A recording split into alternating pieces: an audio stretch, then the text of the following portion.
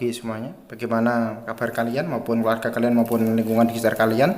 Saya harap semuanya yang mendengarkan suara saya di dalam pagi hari ini itu di dalam kondisi sehat walafiat. Oke, saya tidak usah panjang lebar.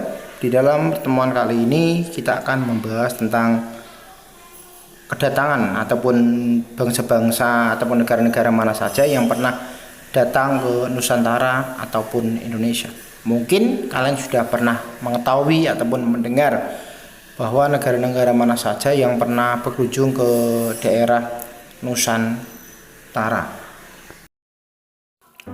Negara-negara Eropa yang pernah datang ke Indonesia adalah Portugis, ada Inggris, ada Spanyol, dan juga Belanda.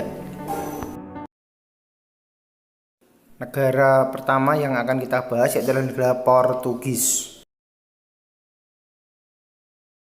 Tokoh-tokohnya ada 3. Yang pertama Bartolomeu Dias, yang kedua Vasco da Gama, yang ketiga Alfonso de Albuquerque. Ya, kita akan mulai mengupas satu persatu tokoh tersebut. Yang pertama yaitu adalah Bartolomeu Dias yang ditunjuk oleh Raja John II dari Portugal pada tanggal 10 Oktober tahun 86, berangkat untuk berlayar mengelilingi ujung selatan Afrika dengan harapan mencari rute perjalanannya dimulai pada tahun 86, dimulai dari pantai barat Afrika menuju Tanjung Harapan dan mengalami kegagalan. Untuk ekspedisi yang berikutnya di dalam ataupun dilaksanakan oleh bangsa Portugis dilaksanakan oleh Vasco da Gama pada tahun 1497. Berlayar menyusuri pantai timur Afrika, kemudian sampai di daerah Malaka dan Maluku.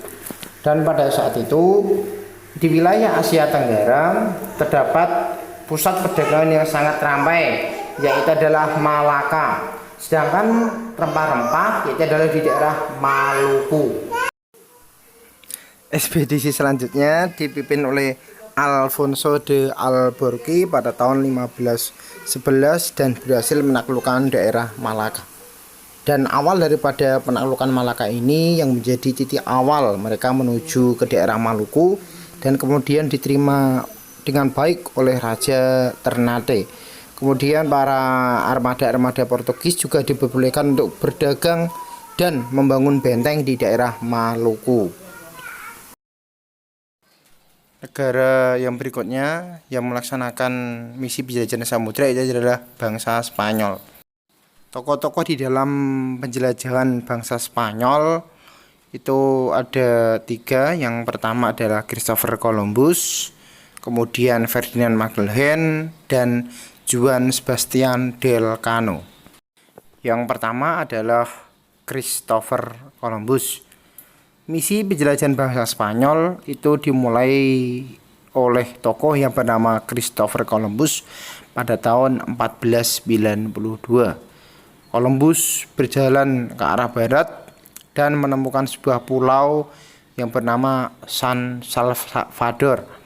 Pada ekspedisi kali ini, Columbus itu gagal menemukan daerah India. Untuk kemudian tokoh yang kedua yaitu adalah Ferdinand Magellan. Pada tahun 1519, ekspedisi ini dipimpin oleh Ferdinand Magellan yang melalui Samudra Atlantik lalu melewati ujung Amerika Selatan. Dan pada tahun 1521 dia tiba di daerah Filipina dan untuk mengatasi perang di daerah Cebu, Magellan itu terbunuh. Ekspedisi yang berikutnya dilaksanakan oleh Juan Sebastian Elcano. Setelah Ferdinand Magellan terbunuh, ekspedisi dilanjutkan oleh Elcano. Di dalam perjalanan pulang ke negara Spanyol, mereka singgah ke daerah Tidore. Kemudian terjadilah kerjasama antara Spanyol dan Tidore. Dibuktikan dengan Spanyol membangun benteng di daerah Tidore. Kerajaan Ternate dan Tidore memang sudah sejak lama itu saling bermusuhan. Dan di dalam ini kerajaan Tidore itu didukung oleh bangsa Spanyol, sedangkan kerajaan Ternate didukung oleh bangsa Portugis. Benteng Spanyol berhasil direbut oleh bangsa Portugis. Dan akhirnya untuk mengakhiri permusuhan antara Spanyol dan juga Portugis, terjadilah sebuah perjanjian Saragossa yang salah satu isinya di dalam perjanjian tersebut dibagilah daerah kekuasaan. Maluku dikuasai oleh bangsa Portugis, sedangkan Filipina dikuasai oleh bangsa Spanyol. Untuk bangsa yang ketiga yaitu adalah bangsa Inggris. Untuk tokoh-tokoh kedatangan bangsa Inggris ada dua. Yang pertama adalah Francis Drake dan Thomas Cavendish. Yang pertama adalah Francis Drake. Pada tahun 1579, Francis Drake melaksanakan misi perjalanan dengan mengikuti jalur yang sama dengan Ferdinand Magellan. Dia berlayar menuju ke Nusantara dan berhasil membawa rempah-rempah dari Ternate dan kembalilah ke negara Inggris. Tokoh yang kedua yaitu adalah Thomas Cavendish yang berangkat pada tahun 1586 melalui jalur yang sama dengan Francis Drake, kemudian melaksanakan misi penjelajahan ke Indonesia. Dengan pengalaman kedua ekspedisi tersebut, itu mendorong Ratu Elizabeth yang pertama untuk meningkatkan pelayaran internasional untuk menggalakkan ekspor wol, menyaingi perdagangan bangsa Spanyol, dan jelas mencari tujuan utamanya itu adalah rempah. Ratu Elizabeth yang pertama itu memberikan hak istimewa kepada EIC, East India Company, yaitu adalah sebuah kongsi dagang miliknya bangsa Inggris untuk mengurus perdagangan dengan bangsa ataupun negara-negara yang ada di Asia. Kemudian EIC juga mengirim armadanya ke Nusantara yang dipimpin oleh James Lancaster. Akan tetapi gagal mencapai Nusantara karena diserang Portugis dan bajak laut yang ada di Selat Malaka. Kemudian pada awal abad ke-17, kolonialisme Inggris, tepatnya itu pada tahun 1604, sejak pertama kali itu datang di Indonesia, EIC mendirikan sebuah kantor dagang di beberapa daerah, antaranya ada di Ambon, Aceh, Jakarta, Banjar, Jepara, dan Makassar. Dan bangsa yang keempat yaitu adalah bangsa Belanda. Tokoh-tokohnya antara lain ada Barents, ada Cornelis de Houtman, ada Van Heemskerck, dan Van Eyck. Tokoh yang pertama yaitu adalah Barents. Pada tahun 1594, Barents itu berlayar untuk mencari sebuah dunia timur ataupun tanah Hindia melalui kutub utara. Tetapi dia gagal melanjutkan perjalanan karena kapalnya itu terjepit es karena air yang ada di kutub utara membeku. Dan ia akhirnya berusaha kembali ke Belanda, tetapi ia meninggal di perjalanan. Tokoh yang berikutnya yaitu adalah Cornelis de Houtman yang pada tahun 1595 pelaut Belanda yaitu adalah tadi yang bernama Cornelis de Houtman dan Peter de Keyser itu memulai perjalanan pelayaran dengan 4 kapal dan 249 awak kapal.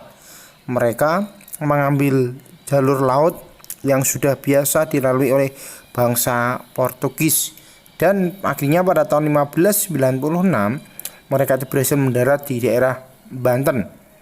Sesuai dengan niatnya untuk berdagang, maka kedatangan mereka itu jelas diterima dengan baik. Dan karena melihat pelabuhan Banten adalah tempat pelabuhan yang strategis dan adanya wilayah yang merupakan penghasil rempah-rempah, maka timbullah ambisi daripada Cornelis de Houtman untuk memonopoli perdagangan di daerah Banten. Dan akhirnya lama-kelamaan orang Belanda itu berlaku kasar terhadap rakyat Banten.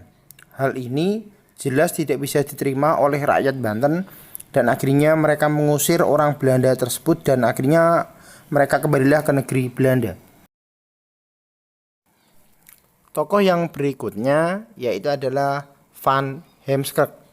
Pada tahun 1598, Van Heemskerck beserta armadanya sampai di daerah Banten. Kali ini mereka bersikap lebih berhati-hati dan lebih bersahabat. Mereka akhirnya dapat melaksanakan perdagangan seperti yang dilaksanakan oleh Cornelis de Houtman. Setelah itu, kapal mereka itu melanjutkan perjalanan ke timur dan singgah di daerah Tuban dan dilanjutkan ke timur lagi menuju ke daerah Maluku. Ekspedisi selanjutnya dipimpin oleh Van Eyck. Pada tahun 1599, rombongan bangsa Belanda yang melaksanakan perjalanan dari Tuban akhirnya sampai di daerah Maluku yang dipimpin oleh Jacob Van Eyck. Kedatangan mereka saat itu jelas menguntungkan karena apa? Pada saat itu terjadi konflik antara Maluku dengan Portugis. Demikian materi yang saya sampaikan tentang bangsa-bangsa Eropa yang pernah melaksanakan penjelajahan samudra yang sampailah ke daerah Nusantara. Semoga pada materi kali ini kalian semua dapat mengambil hikmahnya, dapat menemukan pengetahuan yang baru tentang bangsa-bangsa Eropa yang pernah datang ke Nusantara. Sekian, sampai jumpa pada pertemuan berikutnya. Selamat pagi.